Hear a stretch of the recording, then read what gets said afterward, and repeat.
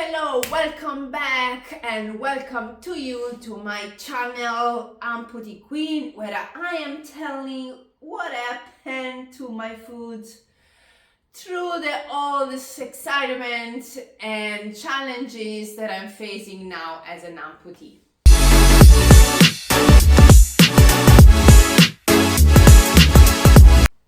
Since I have been asking the very famous and important question about what happened to your food? You're beautiful. What happened to you, pretty girl? Blah blah blah. Through social medias, here on YouTube, and in general during these months, as an amputee, I just decided to tell you my story again. So if you're even new to my channel, well, first of all, subscribe that because you're gonna see new stuff every week and all the things that I'm doing, all the foods that I am trying, and so much more about this new crazy life and about having a prosthetic leg or not having a foot or not having a leg, whatever. And just subscribe because I got a lot of new and cool stuff for you, especially if you're a new amputee and you needed more information. Just follow me. My story is pretty simple on one hand, but the other hand is not. I had my accident 9 months ago, and guess what? It was a motorcycle accident, and you're gonna think about, well, it's not something new. A lot of other people had a motorcycle accident and blah blah blah. Yes, but I am different. This is something different. I had my accident when I was driving back in the day when I was in San Diego, California, because I was working as a boxing coach in a no-profit organization. And I was driving my motorcycle just since 5 months. And you were like, oh gosh, yes, 5 months is a very short period of time to learn how to drive a motorcycle and to feel safe and so on. Right. But I had this in my blood since I was 5, and then I was already driving my friend's motorcycle. I was driving with them as passengers, and I was following the MotoGP for my entire life. I've always been passionate about motorcycle, and I still love it. So then I decided to save some money and I have my own motorcycle when I was in San Diego. And so, because San Diego is pretty expensive, and I was doing great, honestly. I went to the school for safety driving, and that wasn't my fault. So after 2 hours of teaching, I was just driving back to my place, and I was driving in this huge American street, and I was going downhill, so they already don't see you. As you drive in the car, nobody see you. And this old lady of 80 years old, which in parentheses, she was still driving at age of 80. It's okay, this is another story about the DMV giving the driving license. But she just decided to cross a huge street without making sure to see and to be able to see and react faster as you should do.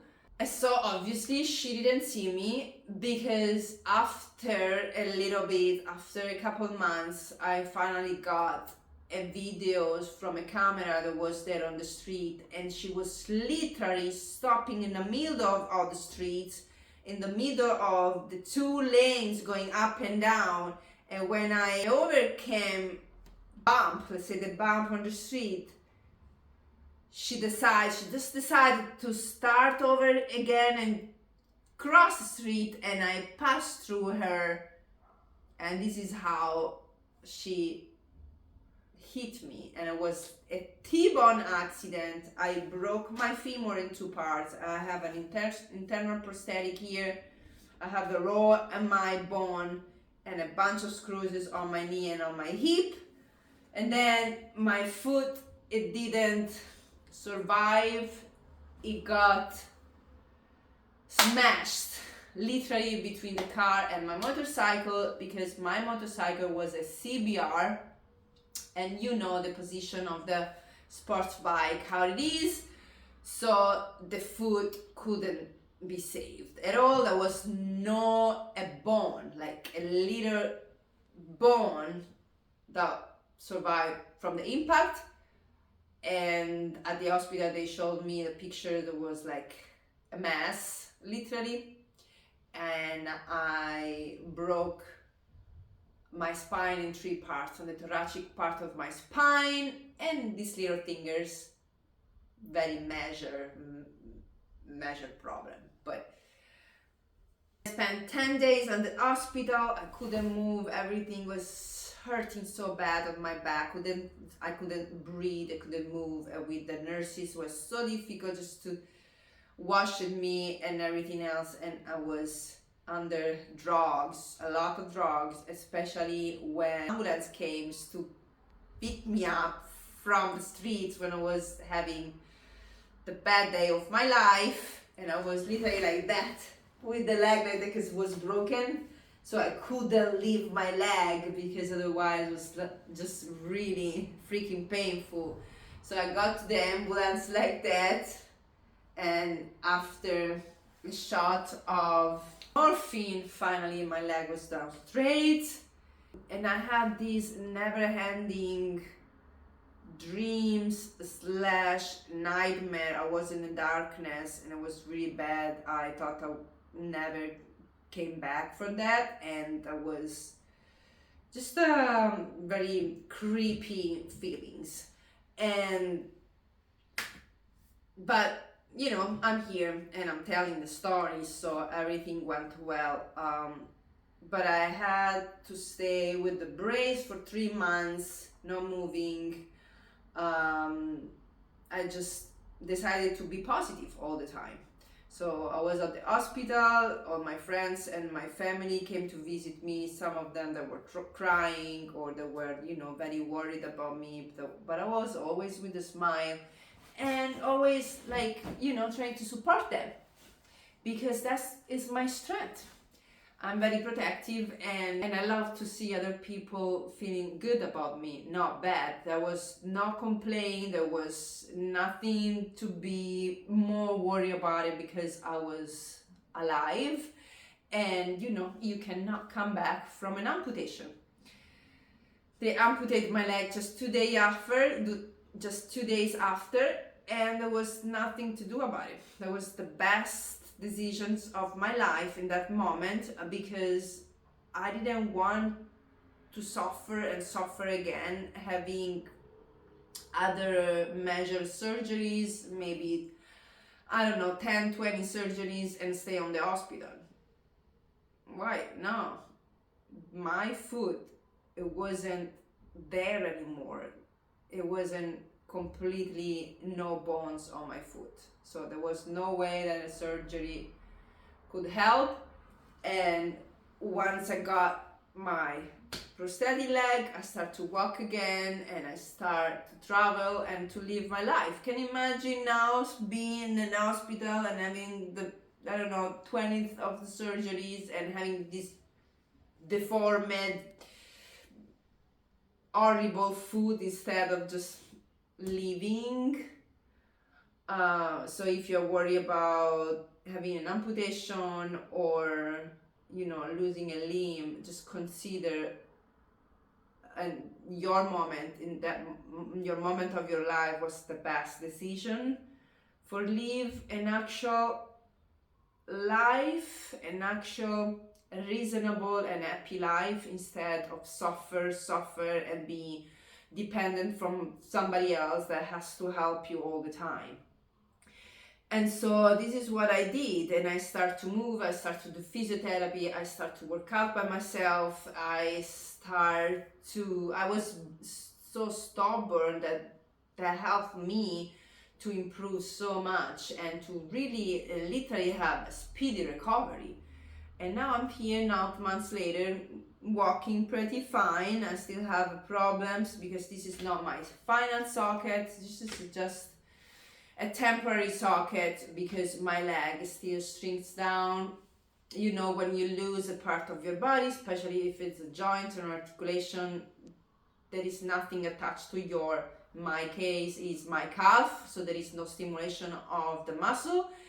And what is gonna happen is that your muscle's gonna deflate literally, and it's gonna be just skin and bone, unless you don't wanna with your brain start to move it and to contract it, and to do isometrics exercises, or just using, for example, something that can be useful is the electrostimulation, but will be never ever enough to have an actual calf that you're gonna use, because you're not gonna use it.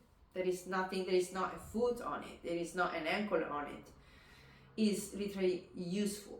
My only concern is about the bones, because I know the more the muscles is developed and strong and your ligaments are strong, then the density of the bones is pretty dense and strong as well, and it's not gonna, my bone is gonna be very fragile, and I'm gonna lose a lot of the density of the bones, and that's my only concern. So I'm trying to do my best still to try to stimulate the calf and work on the massage, or with the massage gun, or just, you know, giving some stimulus on that, but will be not the same. What I'm doing now is just to stay focused on me, just stay focused on the recovery, not only a mental recovery, but especially a physical recovery, because you must need to work out, to exercise, to move, and to get out of your mind, to get out of your brain telling you that you cannot do anything, or is telling you that you don't have a strength or you don't have a power to live this new life, is a lie. You can literally do everything, but just if you focus on, just if you believe in yourself, just if you believe on your new skills, and if you believe that you can adapt, adjust, and have curiosity to learn new things, and to have, you need to be creative, because sometimes if we see that it's something is not gonna be perfect as a normal able people, it might be, but you can do the same things in a different way. But you just have to accept it. You just have to figure out how to do it, and you just have to figure it out that you can do everything, even if instead to go from point A to point B in a straight line, you might have to do a little curve, but you're gonna reach the point B. There is no way you cannot do it. And this is what I am doing. I am really much taking care of myself now. I put aside and apart some stuff that maybe other people want me to do, or other people don't want me to do, or I don't care. I know my body, I know what I feel and who I am, and this is something that you really need to do as well. Focus on yourself and figure out what you need to do, figure out what you like, and just do it. Take your time. And I'm not working. I decided to not work because sometimes it's a mess, sometimes I'm feeling pain, and I am struggling with the new socket, I'm struggling walking, or maybe I can't walk that day, and or my leg is numb right now, is pretty much numb. But feeling strong and then having a strength to keep going is the most powerful things that you can have.